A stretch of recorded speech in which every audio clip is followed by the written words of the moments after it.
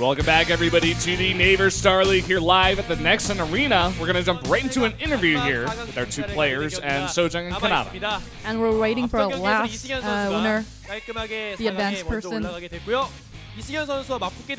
And let's see who will go against live tonight. I mean, for the finals. 안녕하세요, 선수들. 안녕하세요. 네, 깜짝 놀랐네요. 네. 안녕하세요. 잘 지냈어요? 네.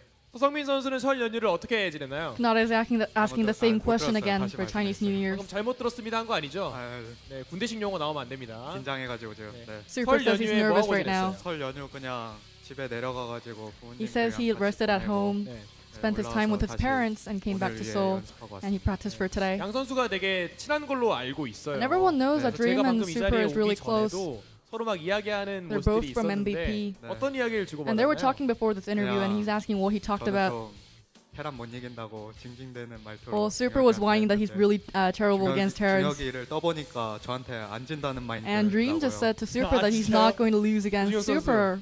아 근데 워낙 자신감 있는 모습이 좋은 선수니까. Well, Dream's confidence is 어제도 there, definitely there. 상대로 2대0으로 깔끔하게 이겼잖아요. 네. 토스전만큼은 뭐 그래도 계속해서 좋은 And I 분위기를 think he's 이어나가고 있는 still 것 같아요. 뭐 어제 ready for against 결과는 별로 process. 좋지 않았지만 뭐 잠깐 동안 이제 And 쉬면서 although yesterday's 어떻게 results weren't 보냈나요? that good, 한정을 let's 위해서? see what he did yesterday. 일단 조금 성민 형 이기려고 토스전 위주로 하다 Well, I 보니까 practiced 저그전이 너무 my 무너진 TVPs 것 같은 to prepare 느낌이었고 for Super. 오늘 이기면 다 스트레스 다 풀릴 것 같아요. But I think my stress 그렇죠. will go away 아무래도 if I win 한쪽에서는 tonight. 떨어지긴 했지만 이쪽에서 우승하면 되는 거니까. Although he did get 그쪽 eliminated 선수도 from 좀 그런 GSL, he 자신감 can 있는 advance the next round 말씀들을 here. 하시는 것 So 같은데 this is 뭐 his last 특별히 chance. 코칭 스텝에서 뭐 케어를 어떤 식으로 해줬다든지 뭐 그런 Kanata 건 is asking if there 없을까요? was any special care from the coaching staff. 팀에서 되게 개인 리그를 저 좀 밀어주는. Well, our team has been helping me a lot with the individual league. Let me practice. 일단 연습에는 전혀 문제가 So there was 없이 no 온것 같아요. problem for me. 그러면 이제 preparing 마지막으로 for the 경기에 individual 들어가기 전에 상대가 4강 상대가 이승현이에요, 양 선수 And 모두. before we go 이승현 선수를 into the 보면서 games, 어쨌든 the next 4강에 올라가면 opponent for 만나야 되는 either of these 상대인데 players will be life. 그 부분에 대해서 어떻게 생각하세요? Let's see what Dream thinks about 통신사 life. 더비가 될 수도 있고 It can be a telecom 재밌는 derby. 경기가 될 것 같은데 물론 이제 8강이 더 중요하긴 하겠지만 네. 별 생각 없어요. 이승현이 먼저 올라가는 거 보고. 앞 경기 다 봤거든요. Well, I saw the former matches today, 잘하는 것 같아서. and I think life is really good. He did really well 성민 tonight. 형이 올라가면 솔직히 못 이길 것 같아요. Well, I think if Super advances, I don't think he has any chance against 너무 life. 잘하더라고요, 승현이. 그래서 제가 And life was 올라가야 really good today. So, 그래요? but that's why I think I need to advance 그 today. 두 명을 동시에 He's 뭐 doing 설마 that trash 돌려간다 talk. 그러죠? 네, 그런 식의 조지욱 선수의 자신감 있는 And we 인터뷰였는데 can still 성민 Dream's 선수도 이길 수 confidence. 없잖아요. And let's see what 한 Super's 말씀 got to 해주시죠. say. 각오 한번. 준혁이가 지금 저한테 저 생각을 안 하고 지금 4강을 먼저 생각하고 I 있는 think 것 Dream isn't 같은데요. thinking about me, but only thinking about the semifinals. 네, 알겠습니다. 양 선수가 워낙 이제 3, 4년간 그 I 동고동락하면서 think he 생활을 needs 했기 to be 때문에 되게 친한 것 beaten up. 같네요. 그럼 전 잠시 후에 본 경기로 찾아오도록 하겠습니다. And we'll be back for the games. 잡아주고요. 근데 분량이 너무 많아요, 테란. 약간 뭉쳐서만 넣으면 다시 일단 병력을 좀 많이 찍었던. 일단 지뢰. 아닌가요, 이거는? 자, 일단 떨어졌죠. 한번 들었고요. 꺼낼 수 있었고요. 안쪽으로 밀었는데 지뢰들이 잔뜩 있죠. 김정아서 서성민과만 뒤에. 이번 전투 좋습니다, 조중영. 큰 어려움은 추가 소환. 결국은 보소. 날아갔네요. 거실에 대한 대응을 하느라고 헛소를 지금 써버렸기 때문에 치탄병력이 지금 의료선 떨구고 재려서 감정택 찍어놓고 싸움해야 됩니다. 그러면 더 신도들은 일단은 머리 위쪽 EMP를 넣어놨습니다. 네. 바로 들어가야 됩니다. 여기도. 자, APM 400 통과한 뒤에 서서히 끝났어요.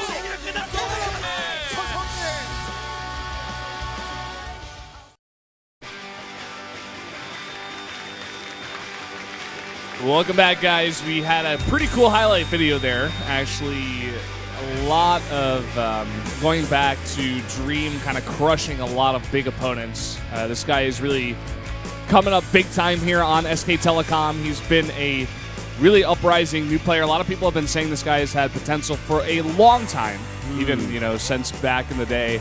And now he's finally coming into it after joining that SK Telecom team. That's right. He's always been around. He's been around for many years in Starcraft 2, but finally getting off that MVP team and finding a nice Kesper team, and it seems to really be coming into his own finally. in 2015. He's been a very dominant Terran, one of the most dominant Terrans, and definitely in TVZ. I've always loved his TVZ more than anything else, except for yesterday. Yeah, except for yesterday. They even touched on that in the interview, and his response was that he was actually practicing for his versus Protoss, which is so funny because I made a joke of it because I thought there's no way that could be possible that he would actually just like forego his GSL matches versus Zerg. That's kind of funny, man. Practice against Protoss, but I guess he did. I guess he's further in this tournament than he is in GSL, so he's like, well, I might as well just go to the semifinals of the SSL and see what happens in GSL. You know, like, his TVZ is already sick. It's already disgustingly good, but bit of a hiccup yesterday. Oh, yeah, for sure. And here's Super, kind of the dark horse of this tournament. He's on, I believe he is the only player that's not on the Kespa team that is in the round of 8. And he's made it this far. Kind of strikes me as that guy that would be able to make it to just the round of 8, though. Yeah. I think a lot of people are doubting that he will be able to get past Dream, but let's see. You know, let's not count him out. He's surprised people in the past. He's very good. He's done very well for himself in the past, and he's always up doing well in these individual tournaments.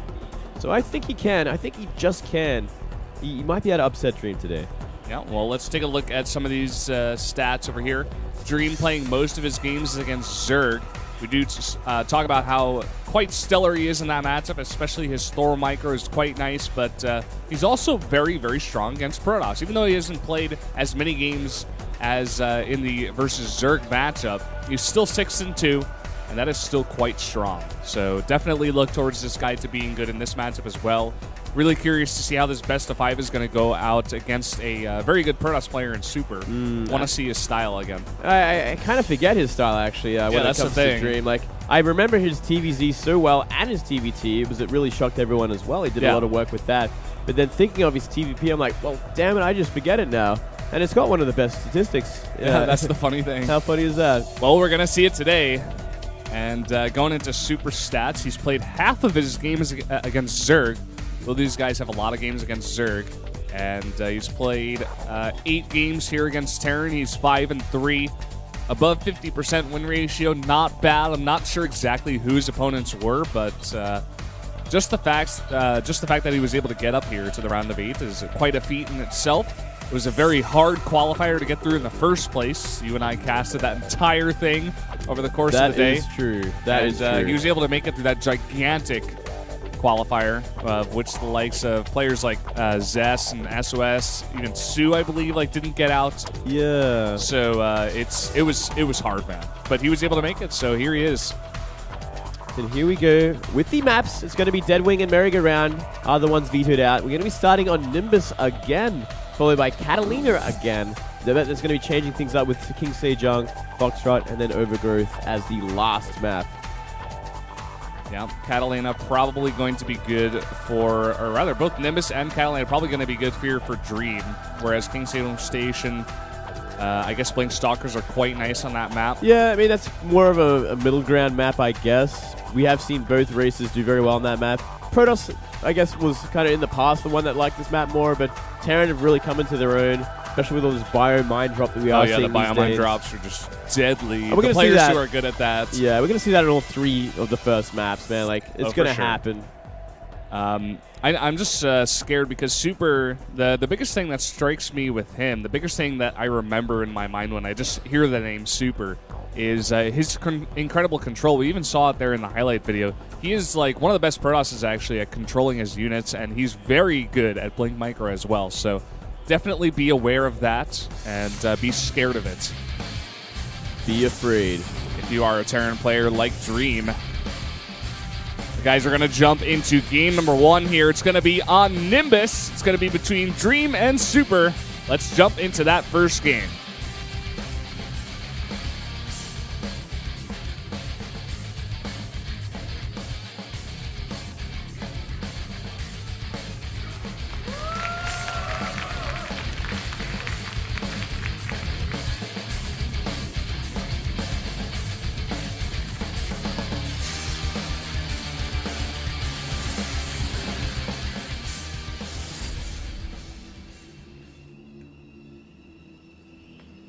Up here in the top left in the red, the Terran player from SK Telecom T1 it is Dream.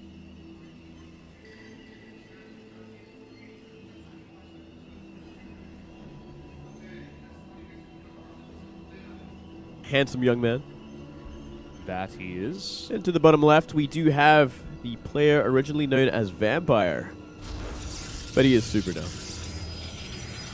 On Envision Esports. Envision? Invasion? Invasion? Envision? I envision it's Invasion. Tomato.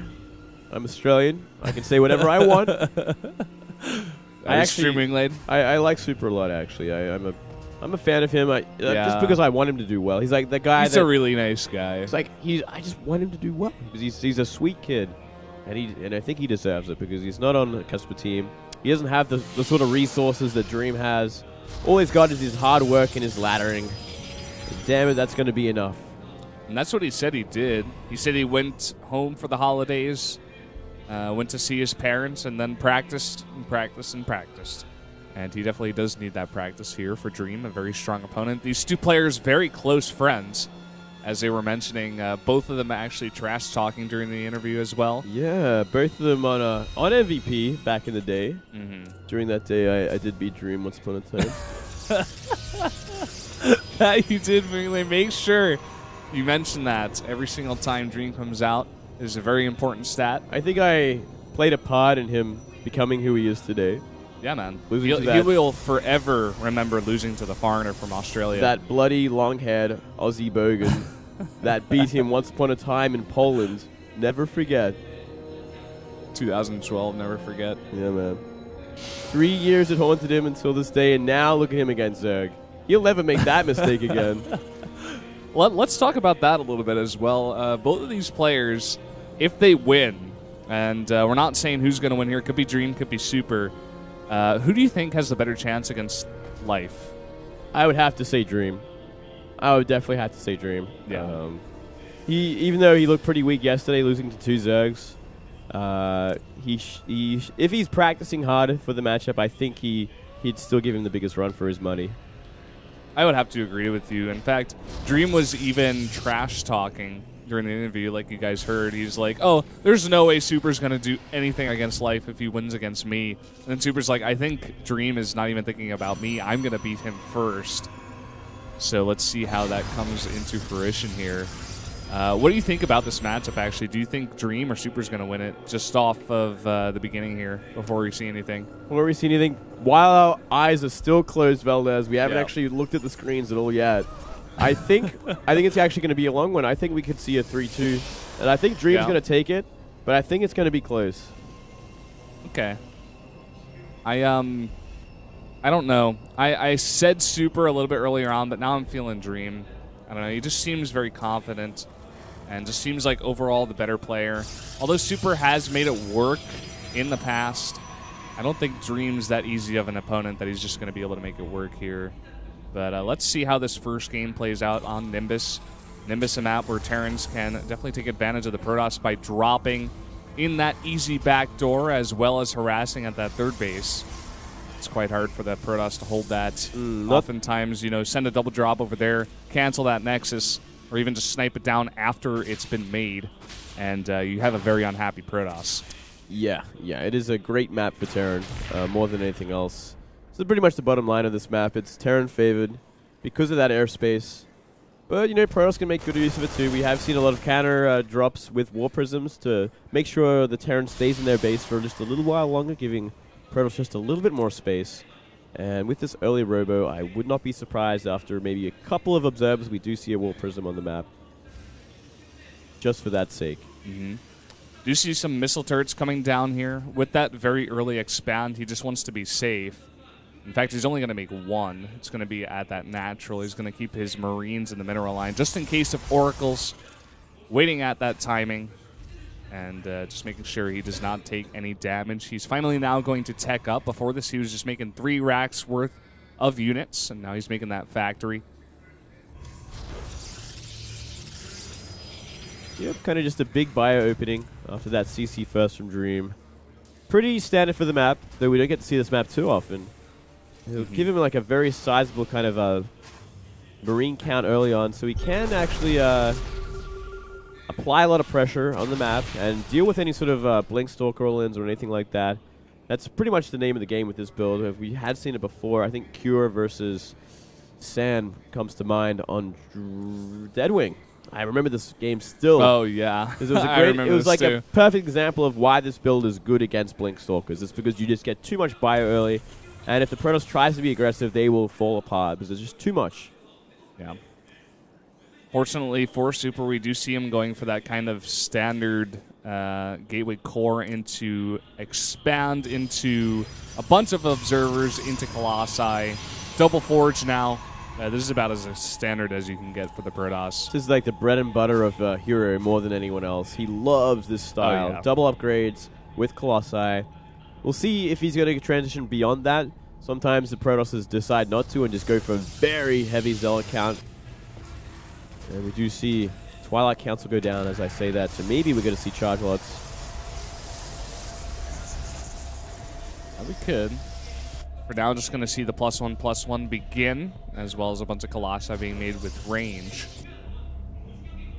And nice scouting here by Dream. He's actually scouting the entire map with a couple of Marines. Just making sure no weird shenanigans are going down. No proxies.